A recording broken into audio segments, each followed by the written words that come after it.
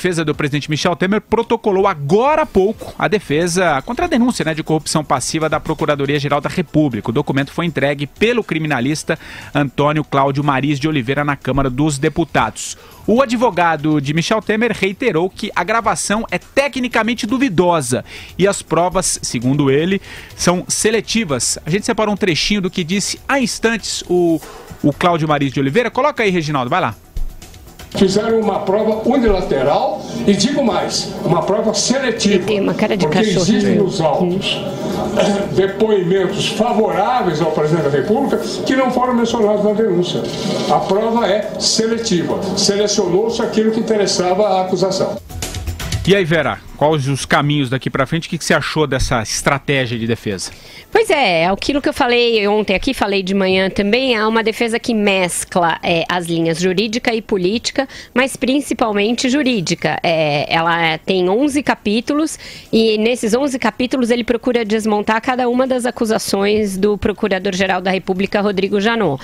Ele diz, além disso, que o áudio não podia ter sido usado como prova, que não há nenhuma ligação de propina para o presidente Michel Temer, que não há, além desse áudio que contamina todo o resto da prova, nada que evidencie a culpa de Temer, que o Procurador-Geral da República foi assodado, é uma palavra que ele usa, aí já entrando um pouco nessa seara política, que é de acusar a Procuradoria de perseguição com o presidente. Então ele vai ponto a ponto procurando esvaziar de sentido jurídico e preencher de sentido político a ação do Ministério Público. É uma tentativa de dar aos deputados que eles esperam que votem a favor do presidente, discurso para dizer nas suas bases por que tomaram aquela atitude, por que não levaram adiante a denúncia contra Temer. É difícil ver se vai colar, Patrick, porque os fatos vão se sucedendo, eles são negativos para o presidente, como o de ontem, a prisão do Gedel Vieira Lima, e é difícil traduzir essa coisa jurídica para o eleitorado lá na ponta que acha, como a gente tem visto aí em levantamentos, em pesquisas, que o governo é ruim, que o governo lhes tira direitos e que o governo, além de tudo, está envolvido em corrupção. Então vamos ver como é que o governo leva nos próximos dias essa negociação do apoio e se a defesa vai surtir algum efeito nos deputados que até então estavam indecisos ou pelo menos não declaravam seus votos. E a gente vai falar já da escolha, do deputado Sérgio Sveiter para a relatoria, mas antes, o que você achou da colocação do Maris de Oliveira, Andreas, e dessa estratégia aí de defesa do governo? Em primeiro lugar, o governo não está nem aí para o povo, né? Aliás, como de regra os governos não estão, os governos brasileiros. Nesse momento, toda a mobilização do governo federal está voltada para o Congresso Federal. Em parte pequena, para que se avancem as reformas, sobretudo a trabalhista, essa que está melhor encaminhada, mas também porque fazer avançar a reforma trabalhista, mais do que o mérito da reforma em si, que é importantíssima, fazer com que avance significa mostrar vitalidade política, a capacidade de sobreviver. Então esse é um empenho do governo. E o outro empenho, mais importante, é o de convencimento, com meios eventualmente não necessariamente republicanos, como nós temos visto aí, de que não há razão para que a denúncia contra o presidente seja aceita. Eu ainda não li, ainda não tive acesso ao conteúdo da denúncia do Maris, mas como a Vera disse, é muito fácil, e ele mesmo já explicou o teor dessa defesa. O mais importante para mim, e eu tenho falado isso com frequência, falei isso na minha coluna de ontem no Globo, é a tentativa, e é lamentável, mas há motivos para se desqualificar o Instituto da Delação Premiada, não per si, mas pelos motivos, pelo modo como ele tem sido usado ultimamente. Uma perversão da delação premiada, né? Que é aquilo em que se fundamenta ou tenta se fundamentar a denúncia contra o presidente Temer, que é sim uma denúncia assodada. Eu tenho falado disso aqui com frequência. A delação premiada deveria ser ponto de partida sigiloso para se aprofundar investigações, para se levantar provas que subsidiassem o juiz na hora de sentenciar. No caso do Michel Temer e em vários outros, porque isso também tem acontecido em Curitiba, está aí o perigosíssimo caso do Vacari. O Ministério Público está numa enrascada, no modo do seu procedimento.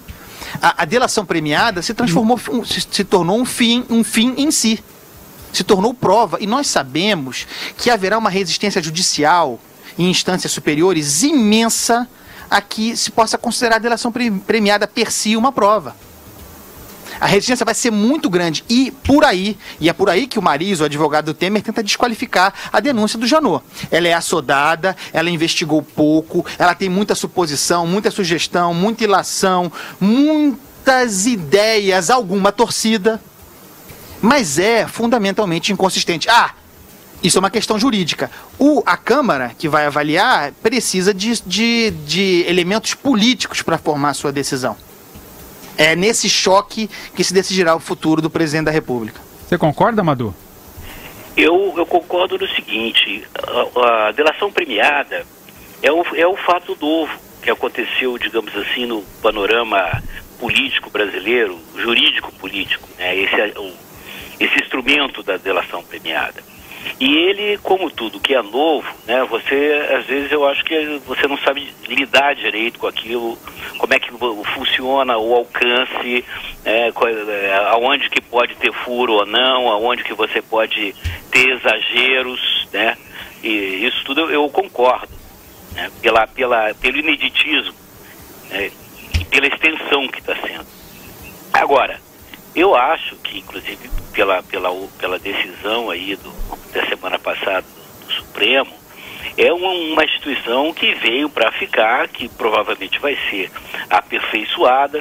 No caso específico aí das denúncias do presidente Temer, você vê que eu não li na extensão todo o arrazoado lá da defesa, mas os caras usam subterfúgios jurídicos para, de certa forma mesmo, no mínimo, diminuir o valor do que o Joesley entregou.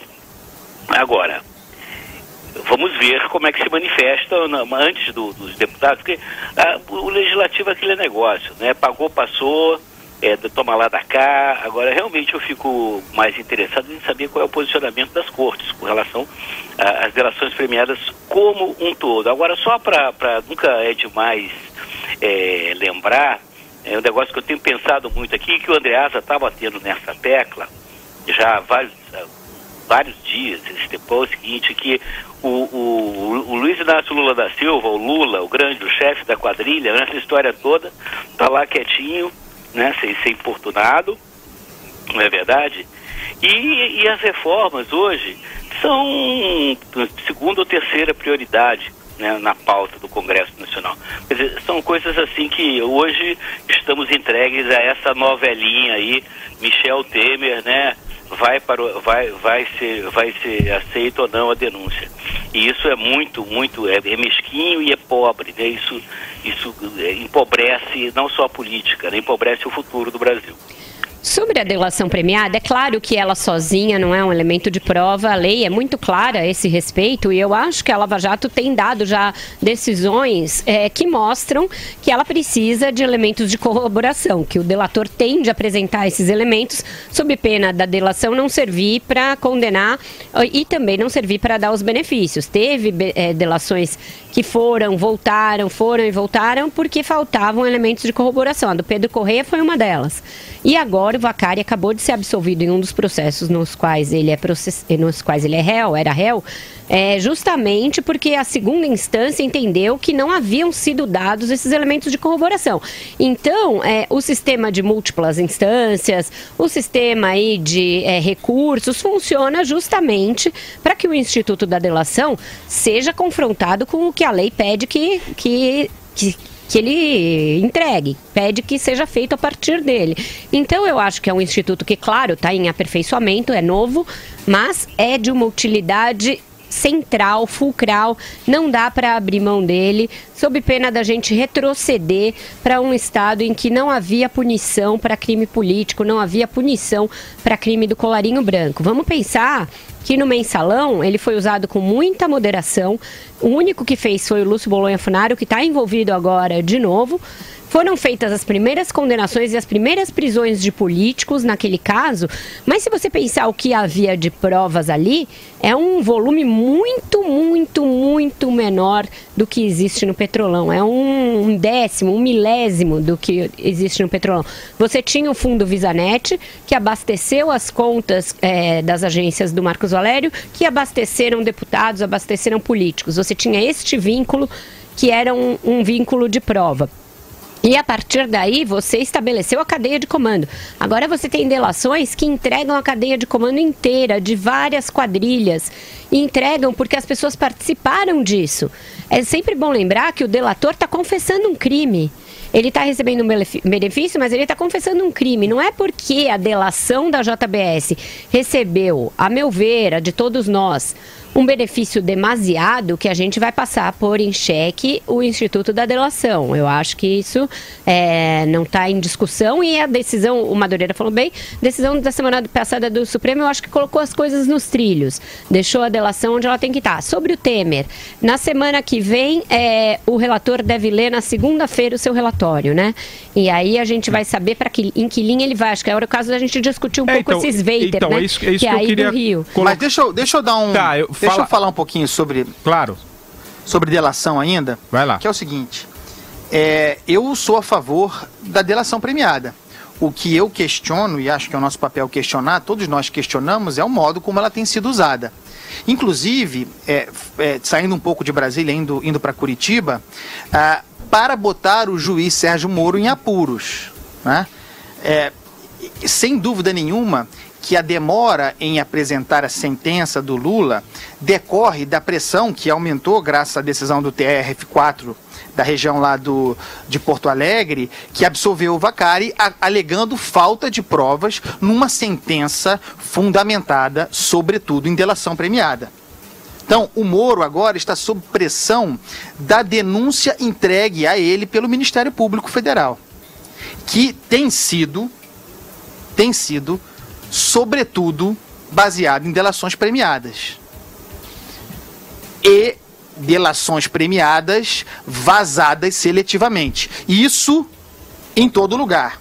O que eu quero dizer com isso? É que a gente pode chegar a um cenário em que o Lula, eventualmente condenado pelo juiz Sérgio Moro, seja absolvido pelo mesmo motivo que o Vacari foi na segunda instância e se torne uma espécie de vítima do sistema. Ele faz isso como ninguém. Eu sou vítima do sistema, fui perseguido, mas agora está aí provada a minha absolvição, etc. e tal. O Michel Temer, por outro lado, Michel Temer, Aécio Neves, os outros enrolados nessa história, os outros criminosos da história, esses, ao contrário do Lula nesse momento, que o Lula está para ser sentenciado, hein? Os outros já estão condenados, ainda na etapa da investigação, ainda na etapa da denúncia. Então a gente pode chegar ao ano que vem, no ano eleitoral, com o Lula, a gente pode chegar ao ano que vem com o Lula redimido, absolvido por falta de provas, e os outros, independentemente de julgados, ainda com julgamentos por vir, condenados absolutamente por critérios políticos, porque é o que está em curso agora em Brasília. Eles estão no exercício do mandato, se defendendo. Um estava na tribuna, o outro está no palácio. Não vejo essa distinção. Mas politicamente condenado. E politicamente o Lula não está condenado? O Lula está fazendo, aliás, como ele faz melhor do que ninguém, como eu tenho dito aqui diariamente, nesse nivelamento por baixo, nessa troca de chumbo grosso, ele é o maior beneficiário. Ele é aquele que melhor sabe sair disso. Ele é o grande beneficiário desse cenário em que está todo mundo chafurdado. Você acha que ele não está condenado? Você acha que ele não está condenado politicamente, então, como colocou a Vera? Ele não está condenado politicamente porque ele tem militância. Porque ele tem lá os 20% mas aí a culpa não é do Ministério que são suficientes para que ele... Ah, bom, a culpa tem que ser de alguém. Minha não é. Não, da militância. Se ele tem militância é porque ele tem militância. Eu vou atribuir responsabilidade, eu vejo seletividade nos vazamentos, eu vejo um Ministério Público Federal, aí me referindo basicamente a Brasília, que opera claramente de modo diferente depois do impeachment, com denúncias fatiadas. Por exemplo, por que o Ministério Público nunca denunciou o Aloysio Mercadante? São tantas questões que aparecem aí relativas àquele período. O Mercadante não tem quando ele era ministro de Estado. Vera, ele era ministro de Estado. Quando surgiu uma denúncia contra ele, quando surgiu uma acusação contra ele, o Janot não fez nada. O Janot nunca fez nada contra os petistas. Fez a partir do impeachment. Aí ele virou um novo Procurador-Geral da República. E, não importa, aquilo que a gente conversou na semana passada, lá na frente, quando chegar o momento da dosimetria, quando as penas forem esclarecidas, até é possível que se estabeleça a justiça, que os petistas sejam devidamente punidos por serem de fato os protagonistas na ascensão da JBS. Mas o efeito político do que se faz hoje, o impacto político, não está sobre o Lula, sobre a Dilma, sobre o Luciano Coutinho e sobre o PT, está sobre o Michel Temer. Bom, isso tem consequências.